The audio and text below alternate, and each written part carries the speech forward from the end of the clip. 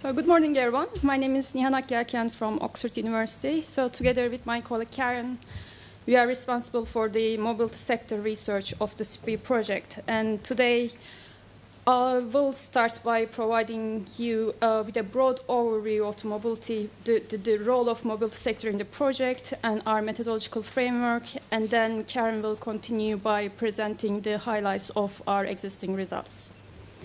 So I'm not going to go into the details of the work structure. Well, our project manager, Yael, has already done this. But just to highlight the importance of the mobility in the project it is one of the sector examples of our servicizing model.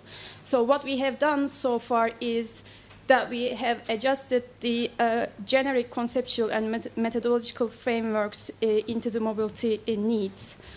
And so far, we have applied it in the UK context, especially in city context, including London and Bristol. And the work is going to be completed in the next couple of months. And the next step will be to apply this model into other countries, including Finland, Sweden, and Israel. So I think when we started the project, as with other sectors, but especially for the transport sector, like we had a significant challenge to start with. First of all, decoupling is one of the biggest challenges that the transport sector is facing, mainly because like transport is a complex phenomenon. And we don't know whether the absolute or the relative decoupling is required, like given the role of transport in economic growth, or it is very difficult to distinguish between the freight and passenger transport. There are total different sectors, but also the impacts are almost non-distinguishable within the current economy. And obviously, it comes with data collection problems. And finally, does it really make sense to give the same weights to the economic and environmental issues and bundle them together? So all these like conceptual, definitional, and methodological issues like make our job much more difficult. With respect to social progress, again, like we face the same dilemma. Because transport is a basic need, but transport has also other quality of life impacts. And to measure such impacts, first of all, like we have methodological problems, like there are lots of different approaches to measure such impacts. And the time element is a very, very important element because like we need time to observe the behavioral and social impacts. And finally, the distributional aspect that we define as one of our social progress indicators should be included in measuring the economic and environmental impacts too. So in light of these like very broad challenges, like we had a very difficult task to come up with a workable framework for SPRI mobility research. I can easily say that I think the key aspect of our methodology in this project to measure the impacts of servicizing in mobility is to have two-stage approach. First, we have to identify the potential of adoption in servicizing in mobility because we are not interested in any source of servicizing. We are interested in servicizing with economic and social, with economic, environmental, and social benefits. So what I mean by this is we have to identify the potential travel markets to make sure that servicizing in mobility is bringing benefits. And secondly, which is the ultimate aim of the project, to identify the potential impacts of servicizing in mobility. So given this, we had to first define our system that will be investigated in the project. As Oksana gave a very good presentation of the conceptual framework, I think the key aspect of the generic definition of servicizing in the SPRI project is that we see servicizing as a continuum. So I think it applies to the mobility sector quite well because what we are looking at in this project in the mobility sector is that we are trying to identify the potential of moving away from the private car ownership towards the ultimate aim of providing mobility as a service. And as we move along this continuum, we can face different degrees of ownership, space-time aspects, different actors, product-service combinations, eco-innovations, infrastructure, and ICT. Just to give you a very a short example, for instance, like the ownership aspect is obviously much more evident in the private car ownership as opposed to a car sharing or public transport or bike sharing. Whereas with respect to actors, for instance, like we need more actors like service providers to operate a formal car sharing scheme as opposed to owning our own car. So within this broad conceptual framework of servicizing in mobility, what we are doing in this project is that we are looking at the impacts of car sharing and bike sharing schemes in combination with other travel options with the aim of moving away from private car ownership. And obviously, we need to understand like whether we are in the right direction. So we need to indicate car sharing and bike sharing is taking us to the right forms of servicizing and sustainability. And for this, we had to do a lot of work to identify the system-specific indicators. How do we indicate the progress in this sector? But for the social impacts, we have come up like with several indicators, but we are mainly focusing on the social justice indicators, including distributional impacts, affordability, and accessibility, both from a social perspective and physical perspective.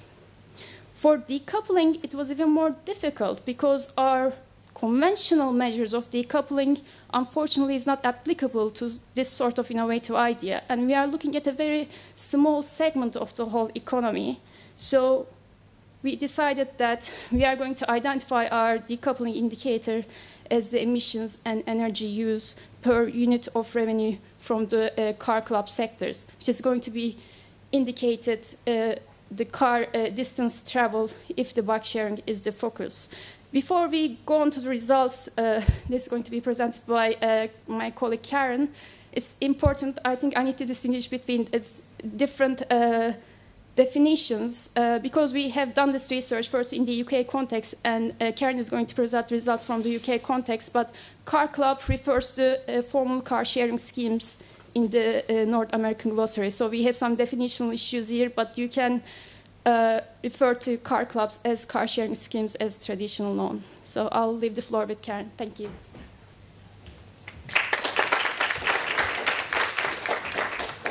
Okay, good morning, everybody.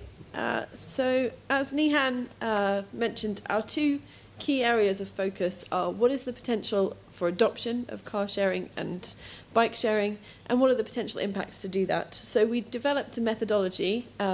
As we heard this morning, we're halfway through the project, so that means we're halfway through our list of things to do. But we've conducted a very broad-ranging literature review, literature about servicizing, literature about the existing practices, governmental frameworks around sharing, around bike schemes, around car schemes. We've and also existing policy documents. Some of the innovations that have happened around moving towards a sharing system are happening outside the UK. So we're looking at work that's already been done so that we don't reinvent the wheel on this. We've also conducted 16 expert interviews, both to inform the market side of the ABM model, but also just to understand more what's already happening. And we've conducted a focus group discussion in London with car club users, as well as non-car club users. And we have another focus group planned in Bristol. From the consumer side, we will be conducting a survey with 150 people from London and Bristol, and collectively all of this insight that we garner from all of these types of research, we will be feeding into the model and also to the life cycle assessment. And we'll also be feeding it into our policy packages and recommendations for market development scenarios. So in terms of the expert interviews, we thought it was important to hear not just from car club owners, but also from policy experts, from people already working in the car sharing and bike sharing field, from an academic perspective, and also from existing transport infrastructure and transport providers. So we spoke to both the British Parking Association about the implications that car sharing has over issues such as land use, and also speaking to people from bus companies about the knock-on effects for public transport, and also whether this is something that could be offered as a public transport entity as well. So in terms of the insights that were the main areas that we have found interesting in analysing these interviews, firstly was that we see that we had a very small beginning to the car clubs that were in existence. And we've reached a transitional stage. So whereas we had a series of small startup entities operating at a very small scale, we're seeing both mergers and acquisitions occurring. So, for example, Zipcar last year was bought by Avis, the car rental company. And we're also seeing that we're beginning to have a burgeoning competition in Bristol. So there's more than one car operator in the space, and they're beginning to operate competitively.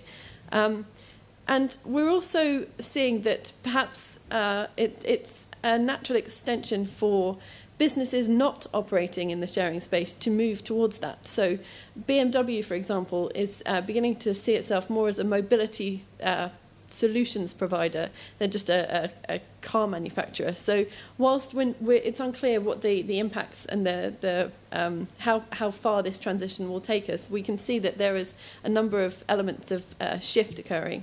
In terms of market segment, we could see that there were two key areas where car sharing was being favoured at the current time, and that's with graduates between the time that they finish university, get their first job, and have children, so urban dwellers with no children.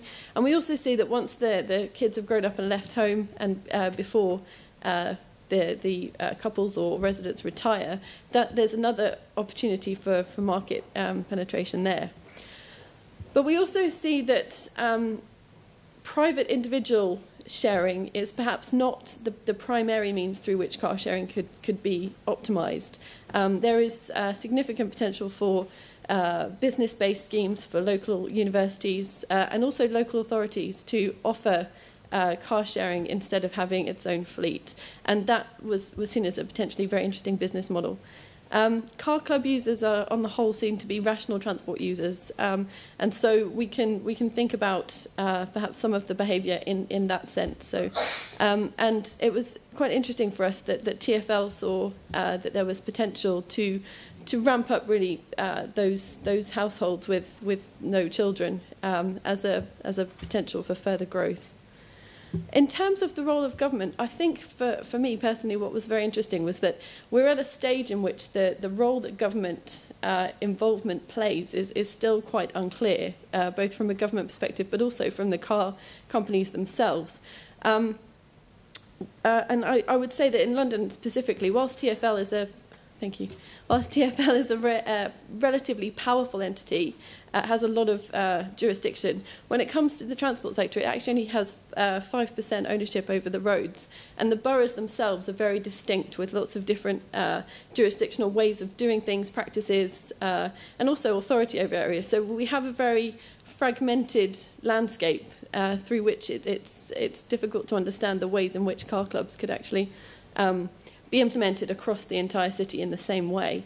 And I would say that bike sharing so far to date, and on the whole in London but also elsewhere, it's seen very much as an area through which the government should play a role in implementing it. So in London, for example, the bikes are owned and operated by TfL, which I think is interesting when we think that bike sharers were often seen to try car sharing once they've had positive experience with bike sharing.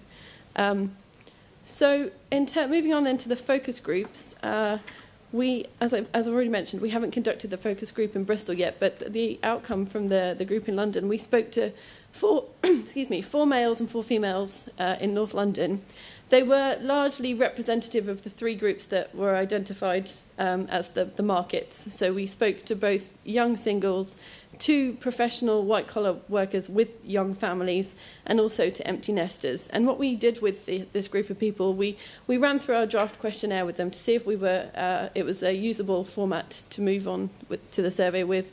And we had a general conversation with them following the areas you can see on the screen. So understanding their perceptions, what they know about car sharing. As Nihan mentioned, we've had some definitional difficulties when we talk about car sharing, because it does mean different things to different people, especially if they haven't signed on to a scheme as yet. We spoke to them about their personal travel patterns and the potential that their travel patterns could be altered, and the mechanisms through which such change would be appealing to them. We talked about what they perceive to be the government role and the role of businesses, and how they perceive that car schemes could be set up. And also whether they saw potential, and if so, what potential that was for the car sharing to be linked with other sectors like public transport. And so from these focus groups, there were perhaps 4 key areas that we gained some very important insight on. And that was firstly that habits and perceptions of owning a car are perhaps the most important driver we need to understand in order to see how we could shift from owning to sharing.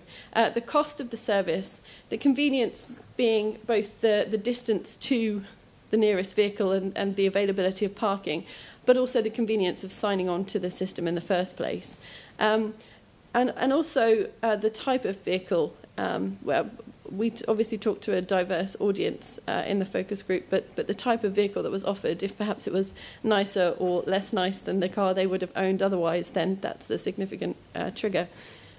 We found out that people would be more keen to use car sharing, or are using car sharing, for shopping and social activities over and above commuting. Commuting for short distances in London was perhaps seen as an also a potential option. But we saw that very much the willingness to try was a generational thing. So we did see that the younger generation were perhaps more open to this than the older generation. And there was a question about what are we actually paying for with this service. So people said they would feel more open to trying it if they knew exactly what they were paying for, where their money was going, how it was bundled together.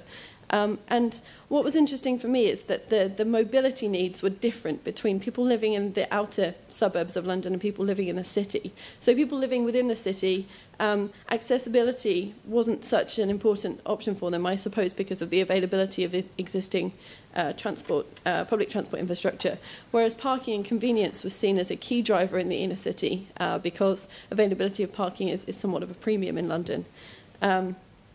So in terms of next steps, as I've mentioned, we have the 150 people to survey to find out, again, more about perceptions of car sharing, about existing travel behaviour, and we will finalise the UK economic and environmental data. Both of these things, as well as the research we've already conducted, will be fed both into the agent-based model that Igor spoke to us about earlier, but also into our broader life cycle assessment, so that we can really unpack and underpin whether car sharing is a way to decouple economic and environmental resource use. And we will then be working on the policy packages to, again, see if there are some really key areas through which we could promote effective policy measures to do with car sharing. And we appreciate that London is a one context. Bristol is indeed a very different context within the UK. But as Nihan's already mentioned, we will then take this work, this UK pilot study, and see if we can make some of the approaches, the methodologies, and the output relevant to Finland, to Sweden, and to Israel. So there's still some work to do, but hopefully so far what we have done has been interesting for you. So thank you very much.